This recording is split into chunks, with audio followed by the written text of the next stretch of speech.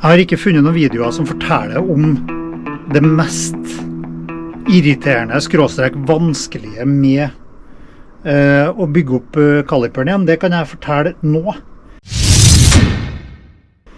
Det å få på plass, altså de indre pakningene, de gikk rimelig greit, altså de som er tjukkest.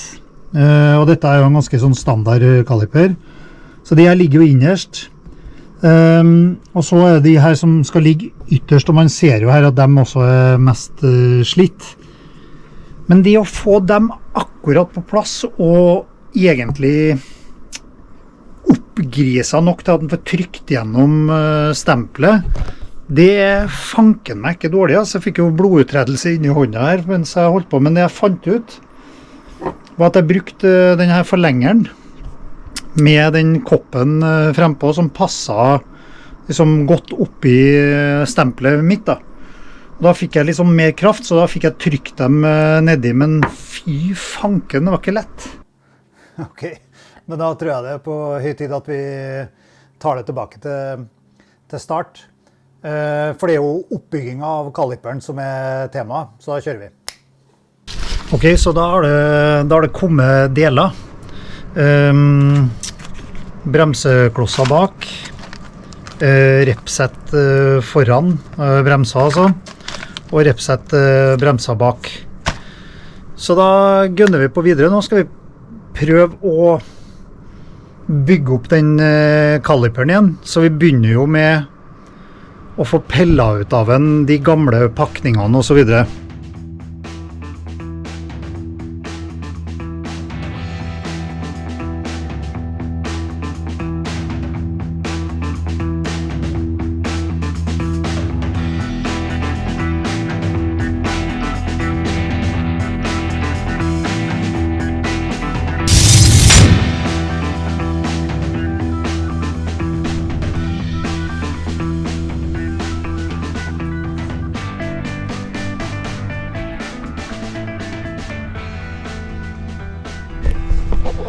Ser jo enkelt nok ut det når den har alle delene, så da får vi bare knote på. Dot 4 skal være på denne bremseveska. Det er i hvert fall en ting jeg har lært, for det er jævla sært på litt aldrende Harley Davidson, at det skal være dot 5 og ikke noe annet. Nå bruker vi dot 4, for det står i instruksjonene. Så husk på det, sjekke hvilken type det skal være på din sykkel. Det står ganske utførlig i instruksjonene at man skal sette inn pakningene med bremsevesker man bruker på kaliperen for å få dem på plass i sporene. Det fungerer helt fint, som vi ser her smører jeg det også inni kaliperen, og det fungerer kjempefint på den indre pakningen.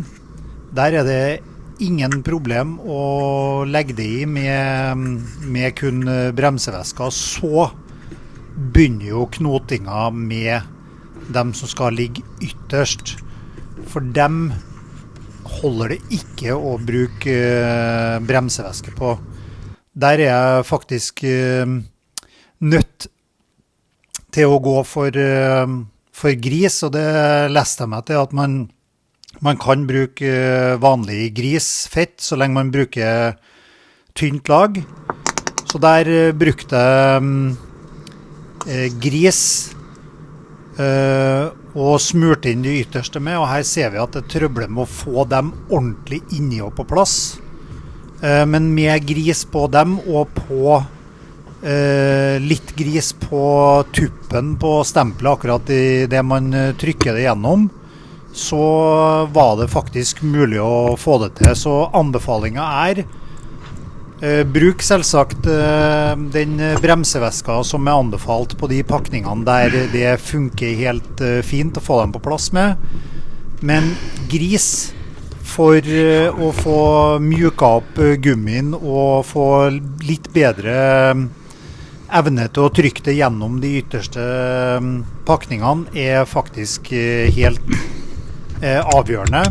Og nå har jeg vært ute og testet bremsene i tillegg, Så da kan jeg bekrefte at det har funket helt fint, og bremsevæska holder helt fint også.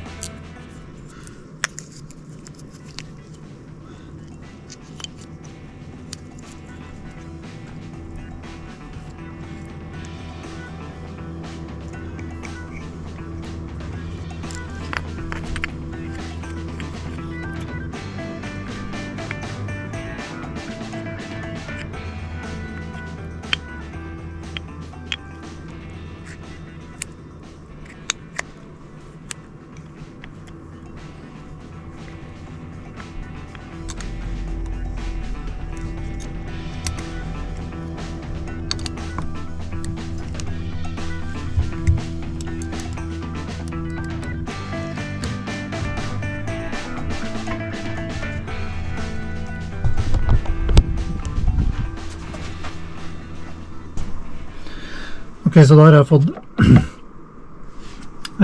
festet på den bøylen. Sikker på at jeg har en kloss på hver side av skiva her. Ok, der har vi, jeg håper du likte tipset, og at det viser at det er fullt mulig å bygge opp en kaliper også for en amatør.